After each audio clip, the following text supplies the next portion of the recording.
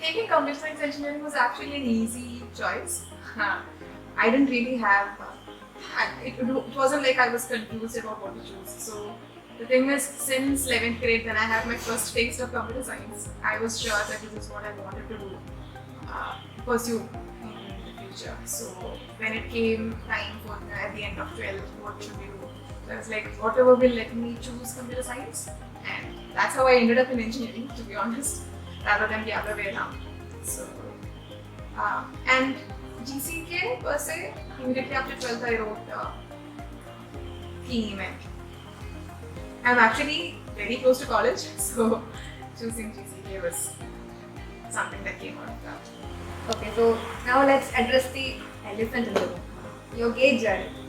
So, what made you to decide on higher studies as your path?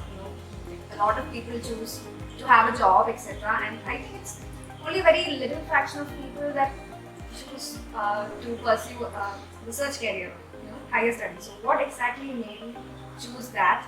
And yeah. So, moving into college, like I said, I was really obsessed with computer science, you could say. And I thought I would be, I found coding very interesting, and I thought I'd be a coder or software engineer, to be using the term for the rest of my life. So when I got into college, I had this hope of getting into a really good, software engineering firm, and that's where I started. I used to be part of a lot of additional coding workshops and things like that to brush up my skills and so forth. But being a part of all these, I slowly got sucked into more of all sorts of avenues that college opens up to you. So I started exploring a lot of things. I became really active in a lot of clubs that our college had, and being a part of these, I felt kind of expanded to me what the options could be for a computer science engineer beyond just being a software engineer. So I dabbled in a lot of things. I used to love our robotics club, and I thought, okay, robotics is fascinating because as a coder, what you get is a chance to write some stuff on the computer, and you see some stuff as output on the screen. It's all very, you could say it's kind of abstract, and it's all restricted to screens. But with robotics, the thing is, you can actually see the physical movements and things that you have actually coded. So I found it really fascinating for a while. As a part of this, I've explored a bunch of things, and then eventually in my, I think it was in my third year, towards the end of my third year, when we had to pick a topic for design projects and seminars and such. That was when I started reading research papers. So the thing was, when I started reading them, I felt like they were complete gibberish. Like when you read the abstract, it's really fascinating. They're talking about lots of impact people their research has had and so forth. Not impact, but what their work could do, what is the proposed work and so forth. But then once you start reading and trying to know how they did this and what goes on behind the scenes, it's a lot of math. It's a lot of it looks kind of like the Egyptian hieroglyphics. So it was then that I realized that despite I was almost at the end of my engineering journey, and I felt like there was a lot more that I had to learn, and it felt like research might be an answer. Not research per se, but exploring what that particular field could offer. So that was how I kind of sort of went into the higher studies. Yeah, so talking about higher studies, as already mentioned, Liyana got the 10th rank in GATE 2021. So, what made you choose IIT Bangalore? Because usually people choose IT Bangalore. So, what exactly was the motivation behind choosing IIT Bangalore? So, like I said, at the end of my BTech, I was at this stage of my life where I wanted to explore more, and in particular, I wanted to explore what I would be like in a research field. So when I looked at it in that lens, I wanted to learn more, I wanted to explore what research would be like. I felt like IIC was the best institution within India that offered best of both. And not that IIT doesn't have that, but when you look at it particularly with the research lens, when you look at world rankings, IIC is usually fares better even the whole research atmosphere there, even from what I've learned, even from our own, some of the alumni that we have in our college, Vandana ma'am, and some other people that I knew. I've heard of the academic atmosphere there, and that was how I was like, I had to get a GATE rank good enough to get me into IISc rather than get a good rank to get into IIT. So that was how I ended up in IISc. So this specific motivation to get into IISc Bangalore, I guess that's really helpful for stay consistent in the whole preparation thing. Definitely, yeah. So the thing is, I used to, obviously anyone who prepares for an entrance exam, they look at the last rank options and all that.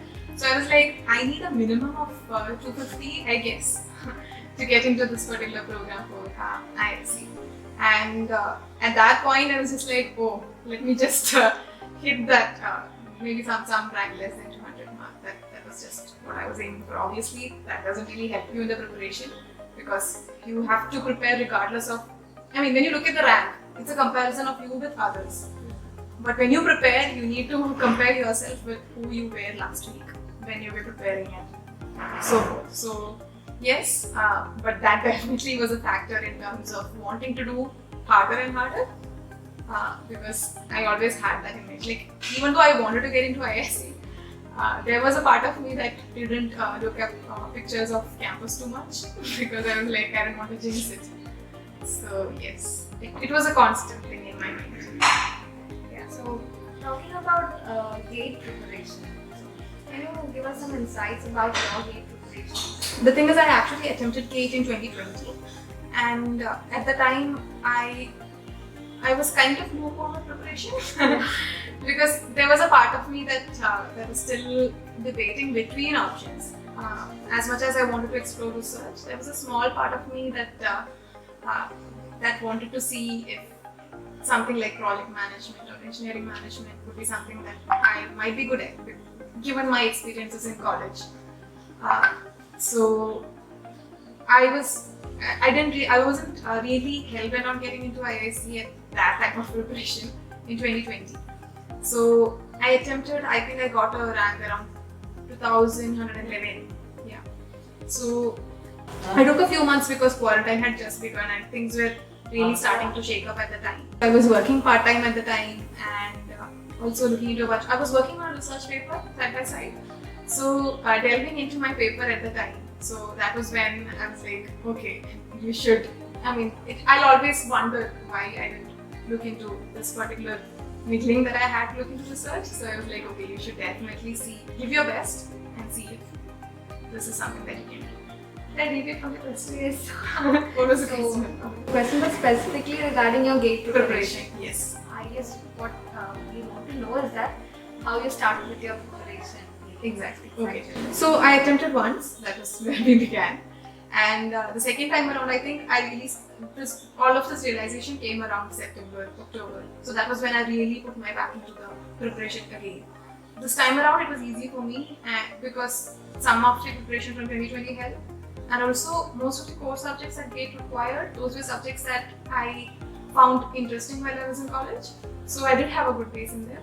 And there was other subjects that I didn't really pay much attention to, like computer networks and things like that. Those subjects I really put my back into it again. And so in terms of specifics, in terms of preparation, I started around September. Around December, I kind of finished my portions. I took the entire month of Jan to do previous question papers, and I tried out previous testings from a bunch of different platforms because all of them kind of have their own biases, and I think that also kind of really helped. So in a nutshell, this was what went into behind the scenes. So you just mentioned about the fact that you had pretty good base in all the subjects.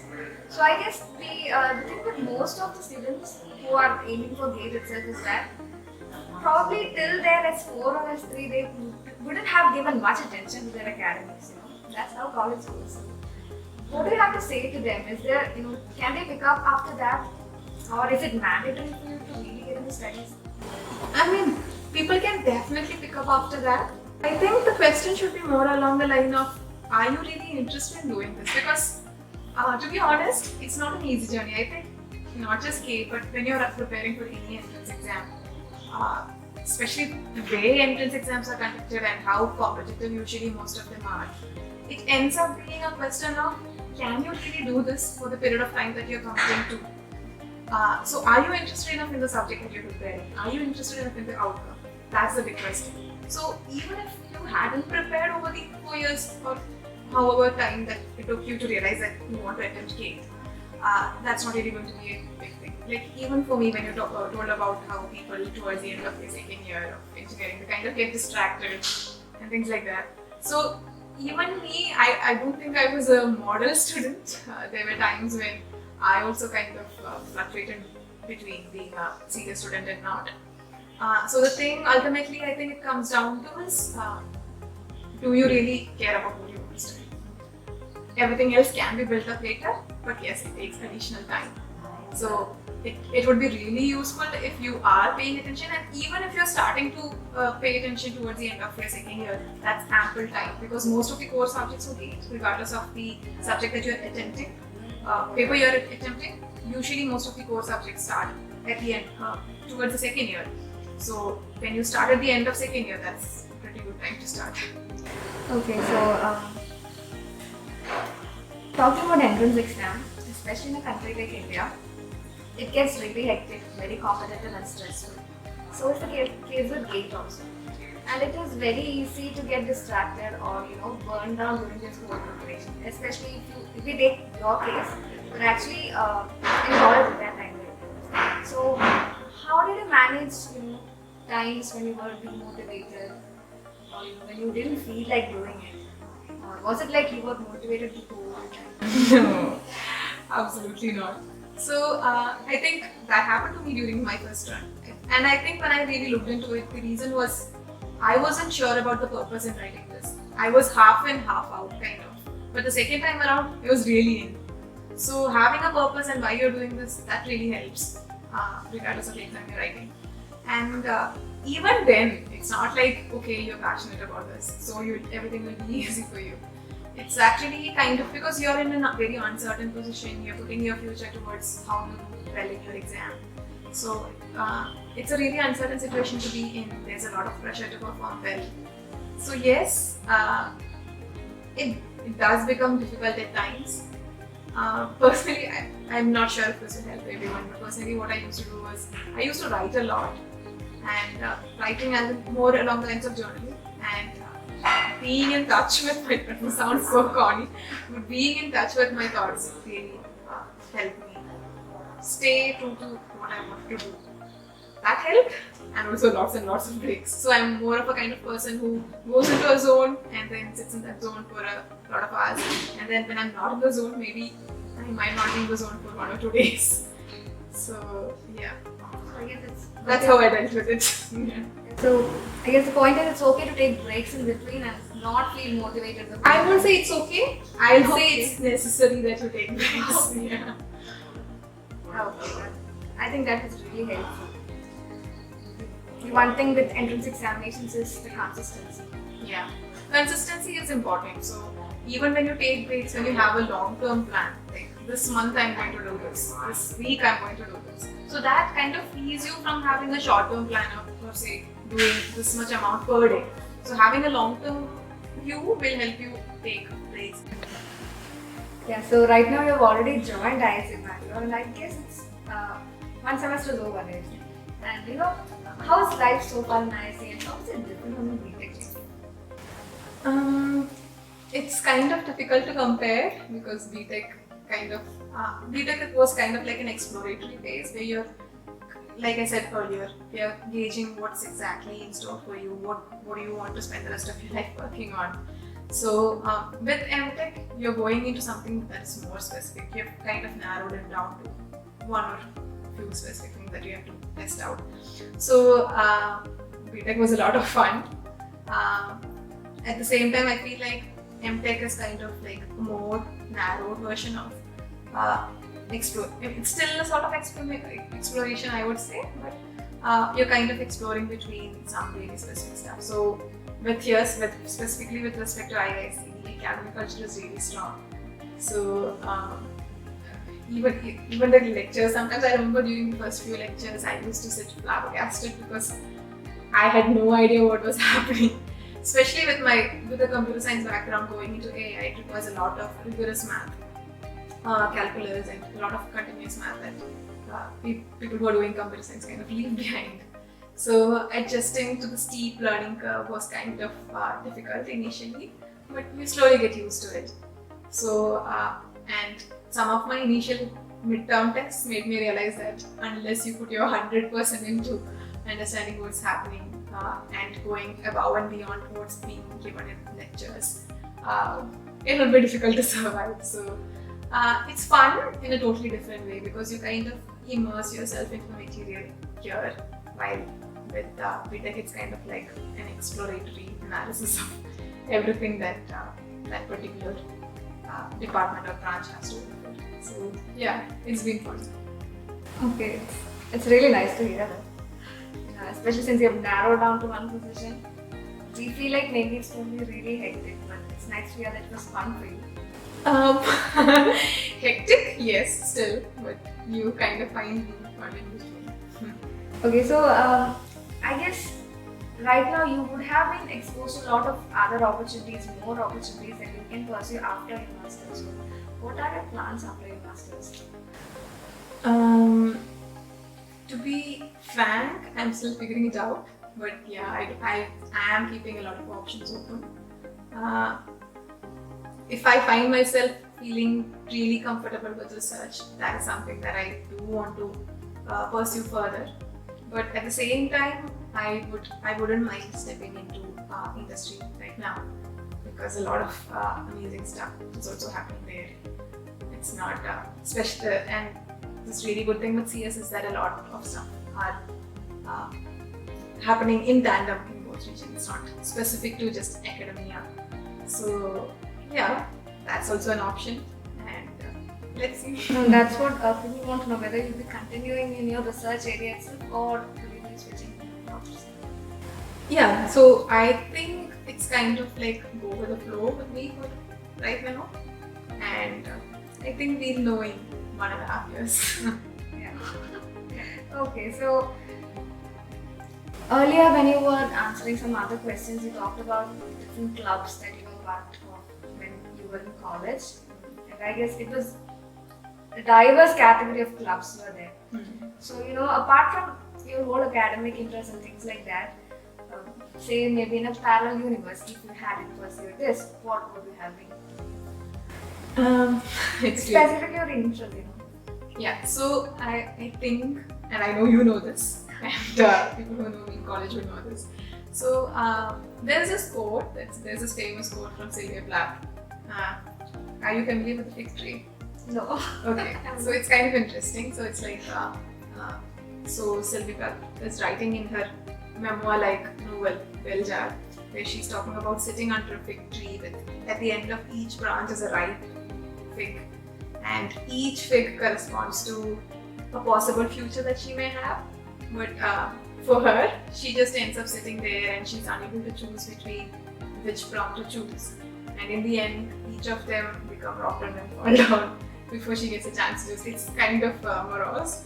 But at the same time, I felt like when I was younger, because a lot of options are there and I found myself fascinated between a lot of possible paths that could be taken. I was kind of that person before I found out my one true love, computer science. So I feel like journalism is something that I might have explored because when I was in 11th and 12th, I was part of a, yeah, you know the story. So I was part of a small team that was working on the school newspaper. So I started as a news reporter and then worked in the editorial board, and it was kind of really fun. Psychology is something that fascinates me. English lit. So it's easy to talk about the humanities right now because when you're actually facing that option, especially with the Indian situation, there's a huge pressure to choose science. So I have a lot of respect for people who stray from that fixed path and go there, and I know it's easier to talk about it than to do it. So yeah, maybe one of those things. Okay, it was very interesting to hear the example of that victory. The way you explained it was very good. Okay, now. Yeah, so talking about GCK and the kind of impact you had on GCK, and for those of you who don't know, Liyana was part of a lot of clubs in GCK, and she was not just a part, she was there in most of those senior leadership positions. So, an obvious question is how were you able to manage all this together?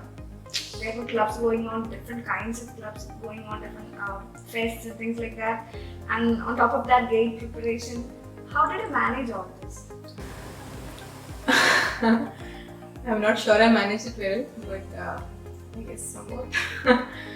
uh, for me, I think because I took up computer science because I was really interested in it, uh, for the most part, I found it to be managed. I mean, I found it easy to keep up with academics, mostly because I think I had a pretty strong base in computer science, but I was kind of able to keep up with most subjects for the most part.